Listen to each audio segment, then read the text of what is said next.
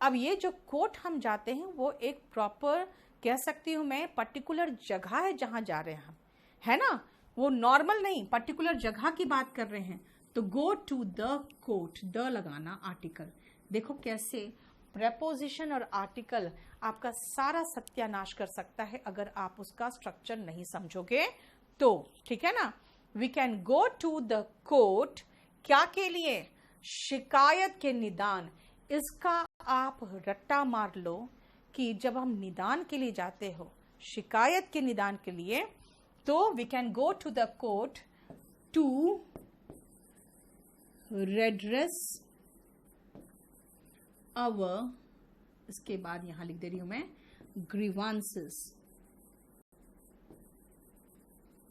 चलिए पहले ये लिखिए, फिर मैं आपको समझाती हूं।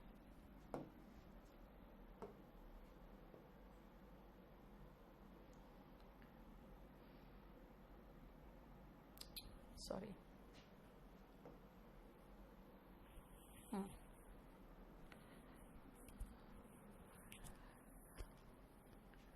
टू रिजॉल्व अवर कंप्लेंट्स को रिजॉल्व नहीं करते बेटा, आप किसी भी कोई प्रॉब्लम होता है ना उसको रिजॉल्व करते हो। टू रिजॉल्व अवर प्रॉब्लम्स हो सकता है, क्योंकि जो समस्या होती है ना उसको आप रिजॉल्व करते हो, ठीक है। गो अवे का मतलब जाओ, गो अवे का मतलब जाओ। शॉर्ट आउट कोई वर्ड नहीं बेटा, सॉर्ट आउट है, SORT। कुछ लोग कहते हैं प्रॉब्लम को शॉर्ट आउट करते हैं, शॉर्ट आउट नहीं करते, प्रॉब्लम को सॉर्ट आउट करते हैं, ठीक है ना। ये श और स जो है ना, ये सब की बैंड बजाए हुए हैं। सुनो, यस इशू, आप सेंटेंसेस लिख रहे हो, बिल्कुल सही है, सुन ध्यान से। हम कोर्ट जा सकते हैं, वी कैन गो, गो कहाँ? कोर्ट। भाई जब कहीं जाते हैं ना तो टू का इस्तेमाल करते हैं, हालांकि उसके कुछ एक्सेप्शंस बाद में देखेंगे। गो टू कोर्ट, फिर कहेंगे भाई कोर्ट जो है पर्टिकुलर जगह है, हम हाई कोर्ट, सुप्रीम कोर्ट और लोअर कोर्ट की बात करते हैं तो द लगा दो, क्योंकि वो डेफिनेट प्लेस है। तो गो टू द कोर्ट, क्या करने के लिए? निदान करने के लिए। अगर हमें सेकंड, एक तो पहले मेरे पास एक वर्ब आ गया, सॉरी, एक तो मेरे पास एक पहला वर्ब आ गया गो। अब इस गो के बाद फिर से मुझे वर्ब की जरूरत है, फिर से, तो मैं क्या करूंगी? टू लगा के और दूसरा वर्ब लगा दूंगी। इस तरह के स्ट्रक्चर को हम लोग बाद में देखेंगे। लोवी मिनहास का प्रॉब्लम देखो क्या है।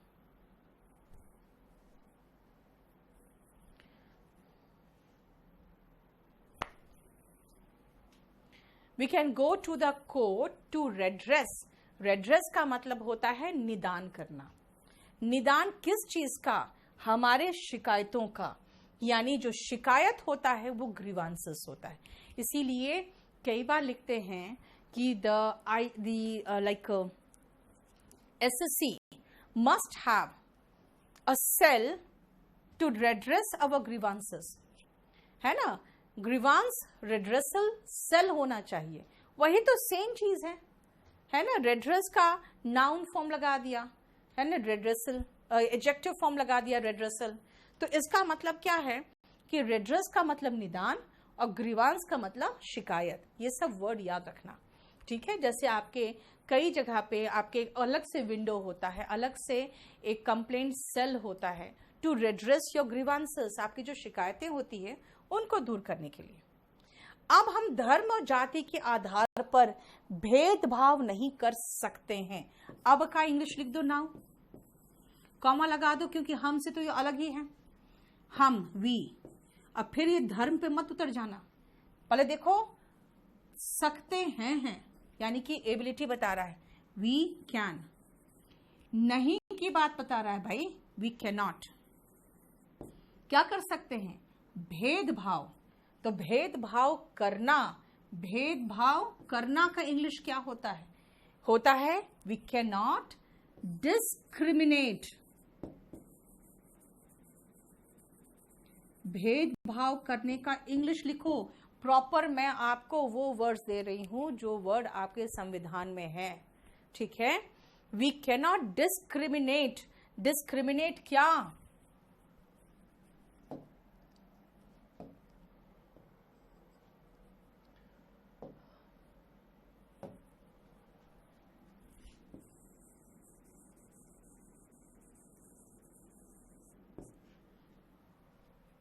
हम धर्म और जाति के आधार पर, यानी वी कैन नॉट डिस्क्रिमिनेट के आधार पर हम भेदभाव नहीं कर सकते हैं। वी कैन नॉट डिस्क्रिमिनेट, हमारे पास यहाँ कोई ऑब्जेक्ट नहीं था कि डिस्क्रिमिनेट किसके खिलाफ या क्या चीज को, वो सब नहीं था। अब सीधा है धर्म और जाति के आधार पर। के आधार पर का इंग्लिश क्या है?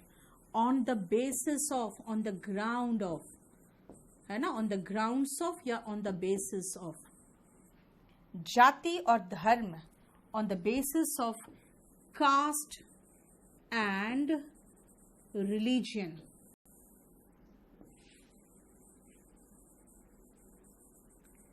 अब यहां पर मैंने धर्म और जाति लिख दिया है। इंग्लिश में जनरली देखना आप कास्ट एंड रिलीजन रहेगा, यानी जाति और धर्म। जाति पहले होता है, फिर धर्म बाद में होता है ना, on the basis of caste and religion.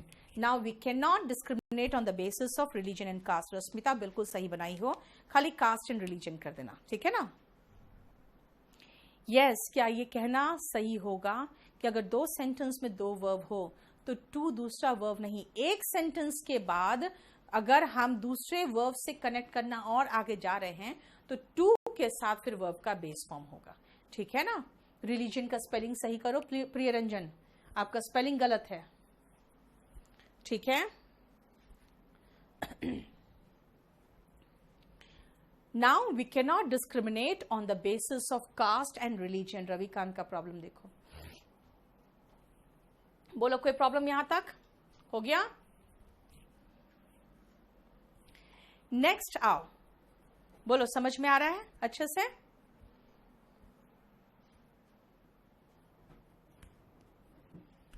18 साल की उम्र की लड़की अपने जीवन साथी को चुन सकती है।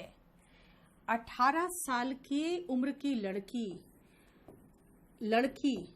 अ गर्ल, बोलोगे मैम अ गर्ल कहां से आया?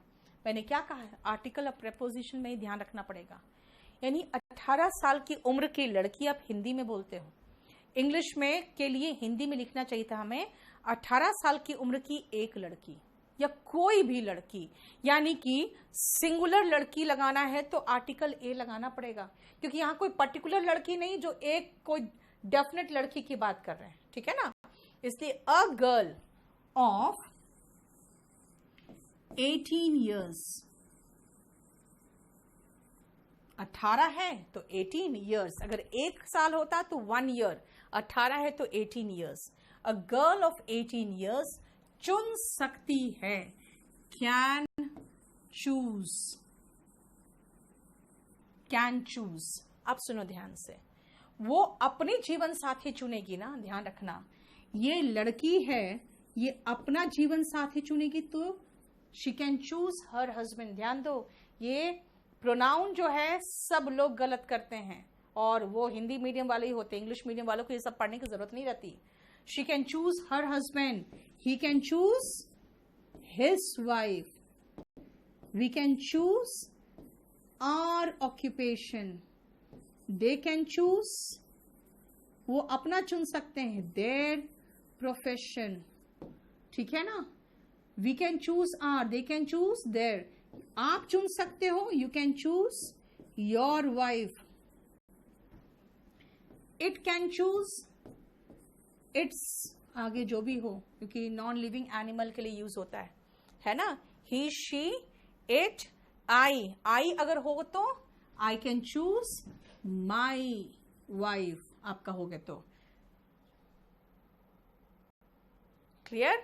यानी कि ये जो है ये पजेसिव एडजेक्टिव का पोर्शन है बेटा, ये पजेसिव एडजेक्टिव का, वो इसको भी किनारे लिख के रखना कि मैं अपना चुन सकता हूं तो I can choose my wife. वो अपने हस्बैंड चुन सकती है, she can choose her husband. वो लड़का अपना हस्बैंड चुन, खाली मैं अपना ही बोल रही हूं, इसके अकॉर्डिंग चल रहा है। वे लोग अपना चुन सकते हैं, they can choose their wife, you can choose your wife. ठीक है, आ जाओ वापस। A girl of 18 years can choose, लड़की है तो हर जीवन साथी, लाइफ पार्टनर। 18 साल की, तो ये देखो स्ट्रक्चर, 18 years की, तो अ गर्ल ऑफ 18 years, ठीक है, लाइफ पार्टनर। ठीक है, हम प्रवासी मजदूर की समस्या समझ सकते हैं। प्रवासी मजदूर बहुत ज्यादा अभी आ रहा है ना, बहुत बातें आ रही है प्रवासी मजदूर की। ईयर बिल्कुल नहीं लगा सकते हो Rohan, because it is 18 plural है, तो प्लूरल के साथ प्लूरल वर्ब लगेगा ना यार। 18 साल है, 18 years, 1 year होता। जरा रिफ्रेश करो, मैंने कुछ क्वेश्चन पूछा है, प्रवासी मजदूर का इंग्लिश पूछा मैंने,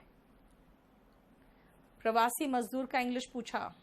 अरे रूपम क्या लिख दिया आपने, एक लड़की है तो देयर पार्टनर्स कहां से चुन लेगी, हर पार्टनर होगा ना, कितने पार्टनर्स चुनवाओगी एक लड़की को, रूपम सिंह। हाँ, एक तो लड़की एक लिया आपने, पॉजेसिव लड़की एक लिया तो हर लगाओगे, आपने देयर लगा दिया, और आपने दुनिया भर के पार्टनर्स चुनवा दिया। एक ही जीवन साथी चुनना है बेटा। माइग्रेंट लेबर, वेरी गुड अभिषेक, यही मैं चाह रही थी। हम प्रवासी मजदूर की समस्या समझ सकते हैं, हम समझ सकते हैं मतलब कैन समझना का इंग्लिश अंडरस्टैंड। अब पहले तो इतना तो बनाकर रखना पड़ेगा आपको। देखो हम यहां था, समझ सकते हैं यहां था, अब भाई बीच में ऑब्जेक्ट होता है ना, इसीलिए वो ऑब्जेक्ट तो इंग्लिश में लास्ट में जाएगा ना। प्रवासी मजदूर की समस्या, इसको जानते हो ना इंग्लिश में उलटते हैं, द प्रॉब्लम ऑफ। अब कहोगे मैम द क्यों लगाया, तो मैं फिर से एक रूल लिखाने वाली हूं आपको। द प्रॉब्लम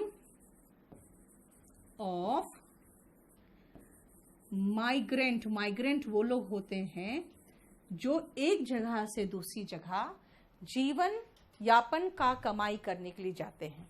लेकिन अब हमारी जो बात हो रही है,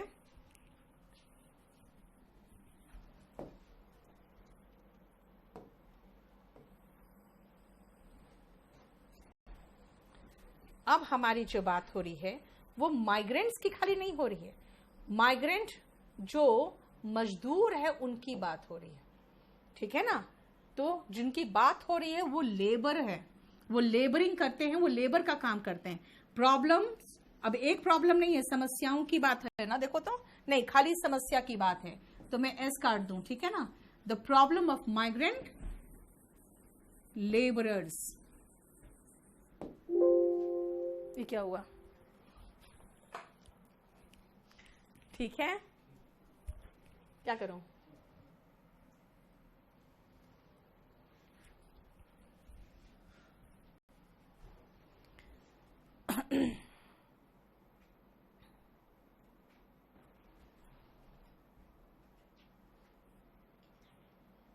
साढ़े 8,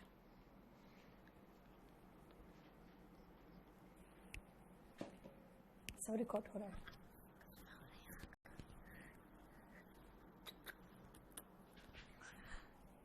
We can understand the problem of migrant laborers, ठीक है। बोलो कोई प्रॉब्लम, माइग्रेंट वर्कर्स भी चलेगा बेटा। देखो लेबर करने वाले लेबरर्स कहलाते हैं, ठीक है ना, लेबर करने वाले लेबरर्स कहलाते हैं। उसका टेक टीम को दो, उसका प्रॉब्लम को तुम नहीं सॉल्व कर पाओगे। अब किसान और सब्र नहीं रख सकते हैं। अब अगेन नाउ लगाओ सबसे पहले तो, है ना। अब आप सीधा का सीधा नाउ लगाओ।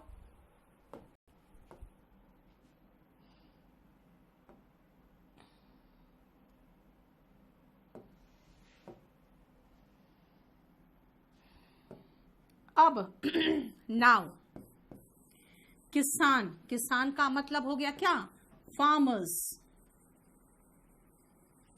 कैन नॉट, अब बताओ, और सब्र, और मतलब अभी तक तो सब्र था, सब्र रखना का इंग्लिश होता है कीप पेशेंस या हैव पेशेंस, और सब्र मोर पेशेंस, यानी कि अब जितना हो गया उसके आगे सब्र, तो any more patience. Now farmers cannot keep any more patience. अब आगे और सब्र नहीं रख सकता. बताइए आप लोगों ने क्या लिखा है, चैट बताइए, चैट में बताओ मुझे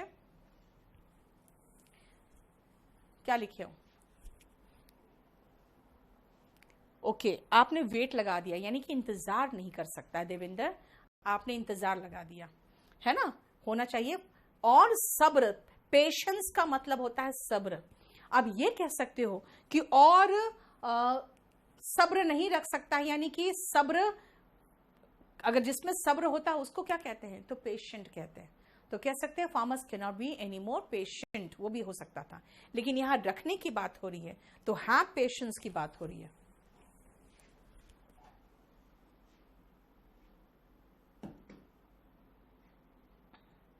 रविकांत को का बिल्कुल बोलो, उसको फोन करके एक बार चेक करेगा क्या हुआ है. लोग सिर्फ सरकार पर निर्भर नहीं रह सकते हैं. अब हम बात कर रहे हैं लोग की, तो हम 12 का ऊपर लिख दें पीपल. पीपल हो गया. अब रह सकते हैं, नहीं रह सकते, नहीं, कैन नॉट. मेरा कैन का कैन नॉट हो गया. अब हुआ निर्भर होना. निर्भर इज रिलाई, और निर्भर होना या निर्भर रहना, इन दोनों का मतलब होता है रिलाई. रिलाई खुद ही वर्ब है. रिलाई का मतलब होता है निर्भर होना या निर्भर करना. Can not rely. रिलाई किस पर, सरकार पर. यहां पे रिलाई के साथ प्रेपोजिशन ऑन आता है, ठीक है, याद रखना. प्रेपोजिशन रिलाई के साथ फिक्स्ड है on. People can not rely on, किस पर, सिर्फ सरकार पर. On the government only. Only मतलब सिर्फ. अब अगर अब तो नहीं है इसमें, लोग, लोग मतलब पीपल. जैसे पीपल आया उसके बाद हम कैन नॉट लगाएंगे, क्योंकि हमें नहीं कर सकते हैं. सब्जेक्ट, मॉडल, वर्ब, पहले इतना तो कर ले, बाकी चीजें बाद में है ना. डिपेंड के साथ ऑन भी बिल्कुल चलेगा. यस ए कुमार बिल्कुल सही है. Can't rely on the government only, Rashmita बिल्कुल सही है, ठीक है, बिल्कुल सही है. मैंने 12 तक करा दिया. अब इसके आगे का मैं चाहती हूं आपको होमवर्क देना, लेकिन मैं वोकैबुलरी के साथ देना चाहती हूँ. और आपका स्पोकन का भी मटेरियल मुझे लगता है आज रात तक पहुंच जाएगा आपके पास. ऐसे कल संडे है तो कोई इश्यू नहीं होना चाहिए आपको. तो मंडे आप लोग थोड़ा उसको रीड करके आओगे, ठीक है.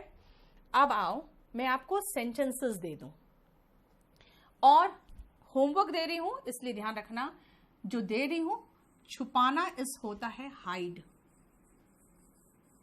ठीक है. खाते का मतलब तो समझते हो, अकाउंट का है, अकाउंट हो गया. मिलना इज गेट.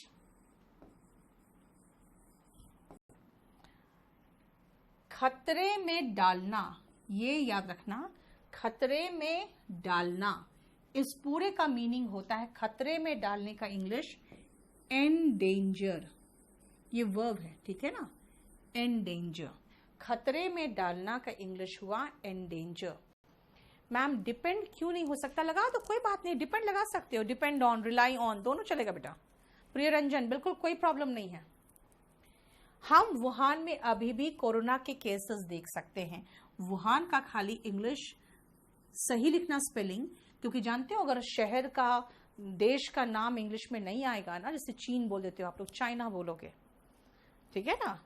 उसके बाद जैसे आप मिस्र बोल देते हो, इजिप्ट है, ठीक है ना. तुर्की बोल देते हो, दैट्स टर्की. क्लियर. तो इंग्लिश वाले नाम को अब याद रखना. देशों के नाम को भी हम एक बार पूरा कंप्लीट, देश का जो इंग्लिश नेम है ना वो हम करेंगे, ठीक है. मैं आपको सिर्फ वोकैब दे रही हूं, देख लो, मैं सारा नहीं कर रही हूं, सारा वोकैब दे रही हूं खाली, ठीक है. तत्कालिक, तत्कालिक का मतलब होता है अभी अभी का, मतलब तुरंत, इमीडिएट, ठीक है. और राहत का इंग्लिश होता है रिलीफ, ठीक है. मानव जाति पूरा देखोगे तो मैनकाइंड कह सकते हो। मैनकाइंड मतलब पूरा इंसान की प्रजाति।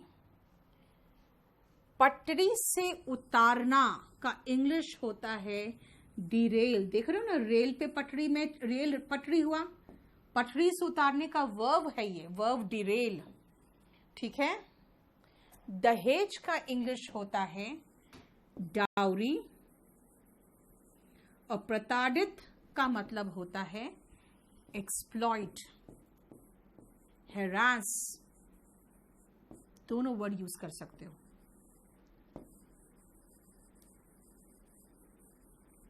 ठीक है, समझ में आया?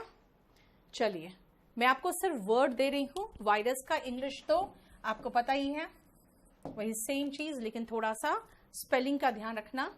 नेक्स्ट आओ पैराग्राफ में। लड़ सकते हैं, लड़ना तो फाइट होता है। अधिकार का मतलब होता है आपका राइट्स, अपने राइट के लिए। राइट हो या राइट्स हो, देख लेना क्या बोलना चाह रहा है। वंचित नहीं कर सकता है, वंचित करना इज डिनाई। वंचित करना, खाली मैं वंचित करने की बात करूंगी, ठीक है ना।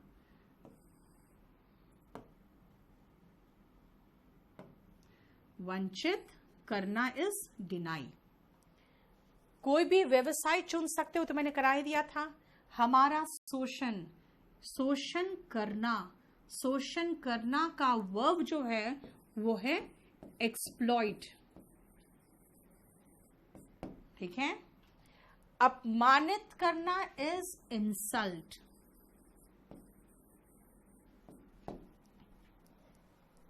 हमारी जाति निर्धारित करना, निर्धारित करना, निर्धारित करने का इंग्लिश होता है डिटरमिन।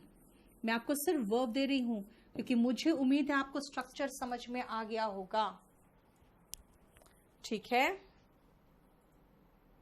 नेक्स्ट, बनना तो बिकम होता है। जाति सूचक या नस्ल सूचक शब्द, ठीक है ना।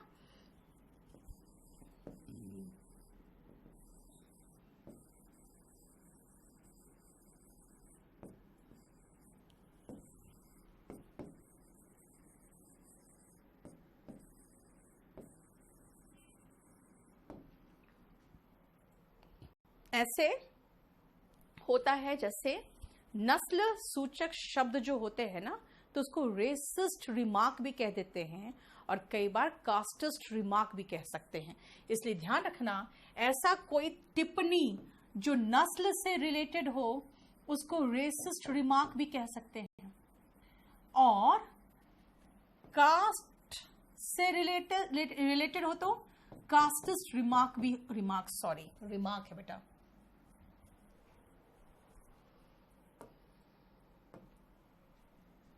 रिमार्क,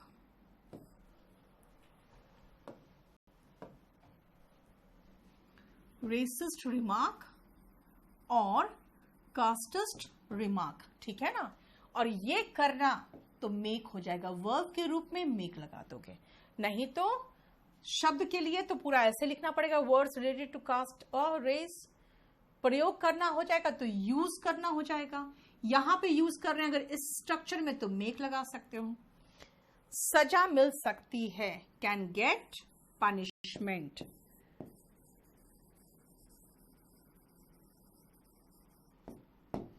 संविधान की खूबसूरती, खूबसूरती, ठीक है, खूबसूरती का होगा ब्यूटी। महसूस करना इज फील। सम्मानजनक जीवन, रेस्पेक्टेबल लाइफ, जिसमें आपको सम्मान मिलता है, आप रेस्पेक्टेबल लाइफ की बात करते हो। किसी के प्रति आप सम्मान दिखाते हो तो आप रेस्पेक्टफुल होते हो, ठीक है ना। और सम्मान पाने लायक होते हो तो रेस्पेक्टेबल होते हो, ठीक है। बताओ, ये सारे वर्ड्स हमने दे दिए। नेक्स्ट क्लास में मैं उम्मीद करती हूं कि आप लोग करके आओगे और इसके आगे हम बढ़ेंगे। मंडे को स्पोकन है, स्पोकन के लिए मैं आपको आज एक स्टोरी पोर्टल में डालने जा रही हूँ। उस स्टोरी को आप अच्छे से रीड कर लेना, ठीक है ना। और उसके बाद हम लोग उस दिन उस स्टोरी को डिस्कस करेंगे। मैं बहुत सारे स्टोरीज कराऊंगी आपको, क्योंकि मैंने क्या कहा है, reading, writing, listening and speaking, चारों काम करना है आपको, ठीक है। और मैं अभी थोड़ा सा डाउट्स देखना चाहूंगी। डाउट्स में नीचे ले जाइएगा, नीचे है थोड़ा सा, कुछ कुछ शुरू में था।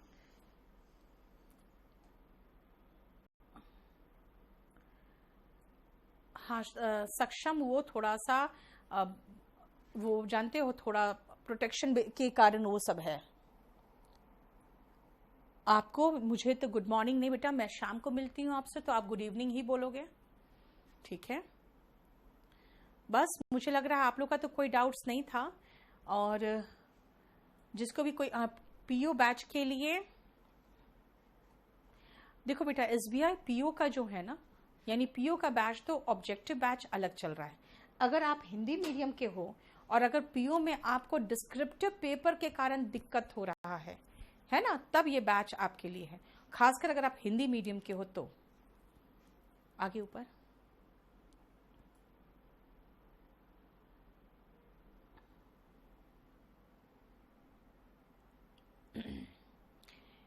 ई बुक, देखो बेटा, ई बुक तो हमारा आने वाला है, दैट इज समथिंग डिफरेंट। आप लोग को जो पीडीएफ देना है मैं वो अलग से दूंगी, वो पीडीएफ आपको आपके पोर्टल में मिलेगा, ठीक है। अपनी लैंग्वेज इंग्लिश में रखना चाहते हो प्रदीप, तो इसलिए तो मैं कह रही हूँ, अगर आप हिंदी मीडियम के हो और इंग्लिश में रखना चाहते हो तो आपको जिस तरह से मैं करा रही हूँ वैसे करना पड़ेगा बेटा,